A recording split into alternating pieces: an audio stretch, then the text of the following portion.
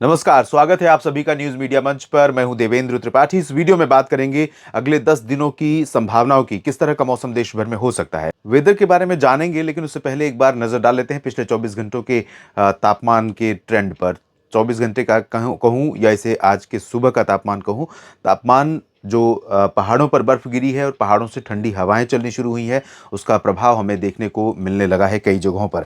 तो ये देखिए प्रभाव, गुलमर्ग में आज न्यूनतम तापमान 0 से 10.5 डिग्री नीचे पहुंचा। और श्रीनगर में, जो कि आमतौर पर सर्दियों के पीक सीजन में, खासतौर पर जनवरी के महीने में शुरुआती दिनों में तापमान यहाँ पर भी 0 से 7-8 डिग्री तक नीचे पहुंच जाता है, लेकिन अभी 2.4 डिग्री पहुंचा, जो कि सामान्य से थोड़ा सा कम है। काजीगुंड में 2 डिग्री नीचे, बनिहाल में 1.8 डिग्री नीचे, मनाली में 0.9 डिग्री नीचे रहा 0 से।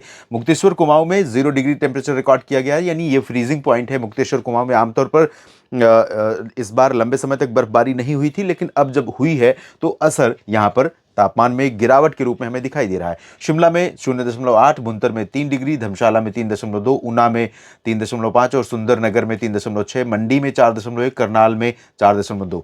ये उत्तर भारत के या भारत के पूरे रीजन में मैदानी इलाकों में करनाल सबसे लोवेस्ट टेम्परेचर वाला शहर रहा, जिला रहा, जहां पर 4.2 डिग्री सेल्सियस तापमान रिकॉर्ड किया गया है। और ये असर है उत्तर भारत के पहाड़ों पर हुई बर्फबारी की ठंडक का, जो हवाओं के साथ नीचे पहुंच रही है। और हरियाणा, पंजाब, राजस्थान, उत्तर प्रदेश, बिहार, झारखंड, पश्चिम बंगाल, ओडिशा के उत्तरी क्षेत्र, छत्तीसगढ़ के उत्तरी भाग, मध्य प्रदेश के तमाम हिस्से और महाराष्ट्र, गुजरात, इन सभी जगहों पर इन हवाओं का असर हमें दिखाई दे रहा है तापमान में गिरावट के रूप में। आज रात में ठंडी बढ़ी हुई है, सर्दी बढ़ी हुई है।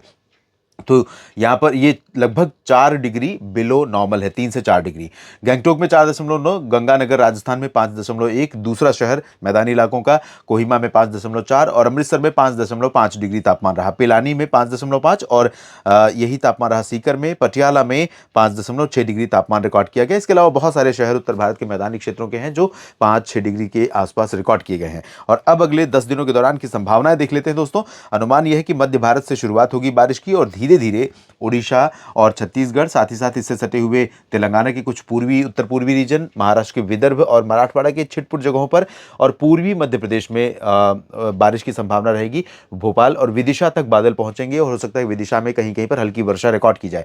और इसके बाद जो पश्चिम बंगाल का पश्चिमी हिस्सा है, झारखंड, बिहार, उत्तर प्रदेश के कुछ हिस्से प्रभावित होंगे और यही बादल धीरे धीरे पहुंचते हुए हो सकता है दिल्ली तक पहुंचे और उत्तर भारत के मैदानी इलाकों और कुछ पहाड़ी क्षेत्रों पर हमें बारिश की गतिविधियां देखने को मिले, लेकिन बहुत ज़्यादा इंटेंस एक्टिविटी फिलहाल नहीं होगी। और अगर बात करें स्नोफॉल की, तो स्नोफॉल की संभावनाएं बहुत कम है अगले 10 दिनों के दौरान। ये इंडिकेट करता है कि उत्तर भारत के पहाड़ों पर कोई प्रभावशाली पश्चिमी विक्षोभ इस दौरान नहीं आने वाला है। एक सिस्टम इस समय पहुंच रहा है जो कल से बिल्कुल भारत के उत्तर से होकर के गुजरेगा, लेकिन इसका असर पहाड़ भारत के ऊपर बहुत रेयर दिखाई देगा। सिर्फ बादल आएंगे, बर्फबारी की संभावना बहुत कम है, लेकिन गिलगित बाल्टिस्तान, मुजफ्फराबाद और जम्मू कश्मीर, हिमाचल तथा लद्दाख में कहीं कहीं पर हल्की वर्षा या स्नोफॉल की संभावना बनी हुई है।